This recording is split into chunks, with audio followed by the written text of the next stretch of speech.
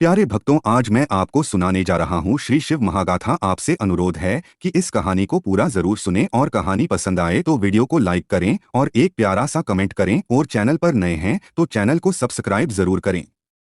ओम नमः शिवाय।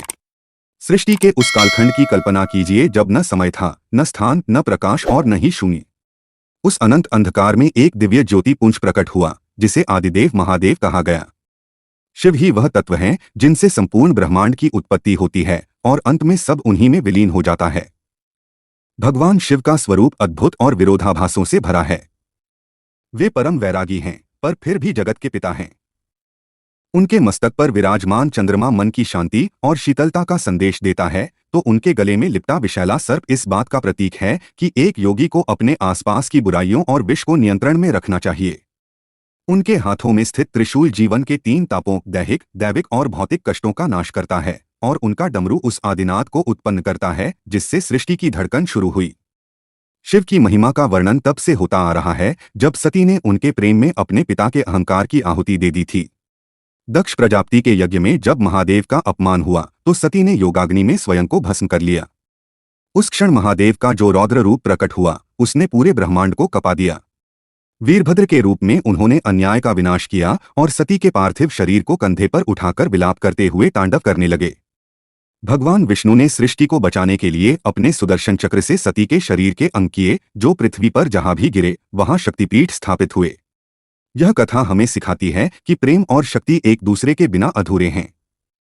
कालांतर में वही शक्ति माता पार्वती के रूप में जन्मी और उन्होंने हजारों वर्षों तक अन्न जल त्याग कर ऐसी कठोर तपस्या की कि स्वयं महादेव को अपना वैराग्य त्याग कर उनके समक्ष प्रकट होना पड़ा। शिव और पार्वती का मिलन वास्तव में पुरुष और प्रकृति का मिलन है जो इस संसार के अस्तित्व का आधार है। महादेव की करुणा की सबसे बड़ी गाथा समुद्र मंथन के समय रची गई। जब देवताओं और असुरों ने अमृत की चाह में समुद्र को मथा तो अमृत से पहले हलाहल नामक महाविनाशकारी विष निकला। उसकी गंध और ताप से समस्त जीव जंतु मूर्छित होने लगे। तब महादेव ने बिना एक क्षण की देरी किए उस विष को हथेली पर रखा और उसे पी गए।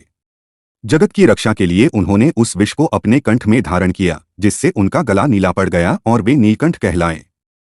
शिव का यह रूप हमें सिखाता है कि महान व्यक्ति वही है जो दूसरों के दुखों को स्वयं सहले और बदले में केवल कल्याण प्रदान करे। शिव के साथ उनके गणों की टोली रहती है, भूत, प्रेत, नंदी और भृंगी। समाज जिन्हें अछूत या भयावह मानकर त्याग देता है, महादेव उन्हें गले लगाते हैं। उनके लिए कोई छोटा या बड़ा नहीं है, कोई सुंदर या कुरूप नहीं है। वे पशुपतिनाथ हैं जो हर जीव के स्वामी हैं। शिव की जटाओं में गंगा का वास भी एक महान त्याग की कहानी है। जब राजा भगीरथ ने पृथ्वी के कल्याण के लिए गंगा को स्वर्ग से नीचे उतारने की प्रार्थना की तो गंगा का वेग इतना तीव्र था कि वह पृथ्वी को फाड़कर पाताल में जा सकती थी। तब महादेव ने अपनी जटाएं खोल दीं और गंगा के प्रचंड वेग को अपने सिर पर थाम लिया। उन्होंने गंगा को अपनी जटाओं में ऐसा उलझाया कि वे शांत होकर पृथ्वी पर बहने लगीं। यह महादेव के संयम और उनकी गहन शक्ति का प्रतीक है। शिव की भक्ति में कोई बहुत बड़े अनुष्ठान की आवश्यकता नहीं होती। वे तो केवल एक लोटा जल और बेलपत्र से ही प्रसन्न हो जाते हैं, इसीलिए उन्हें भोलेनाथ कहा जाता है। वे असुरों को भी वरदान दे देते हैं यदि उनकी भक्ति सच्ची हो, भले ही बाद में उन्हें स्वयं उसे संभालना पड़े। भगवान शिव काल के भी स्वामी हैं, इसलिए उन्हें महाकाल कहा जाता है। जब काल मृत्यु ऋषि मार्कंडेय को लेने आया तो उन्होंने शिवलिंग को गले लगा लिया। शिव ने मृत्यु के देवता यमराज को भी पीछे हटने पर विवश कर दिया और अपने भक्त को अमरता का आशीर्वाद दिया। शिव का वास कैलाश पर्वत पर है जो स्थिरता का प्रतीक है। वे वहां निरंतर ध्यान में लीन रहते हैं जो हमें सिखाता है कि आत्मज्ञान ही सबसे बड़ा ज्ञान है। उनकी तीसरी आंख विवेक का प्रतीक है जो काम और वासना को भस्म कर देती है। शिव का तांडव 2 प्रकार का है, एक आनंद तांडव जो सृष्टि के सृजन का उल्लास है और दूसरा रौद्र तांडव जो अन्याय और पाप के विनाश का संकेत है। आज के इस पावन सोमवार के दिन भगवान शिव का स्मरण मात्र ही मन की चंचलता को शांत कर देता है। वे सत्य हैं, वे सुंदर हैं, वे ही शिव हैं। उनके चरणों में समस्त ब्रह्मांड का सुख समाहित है।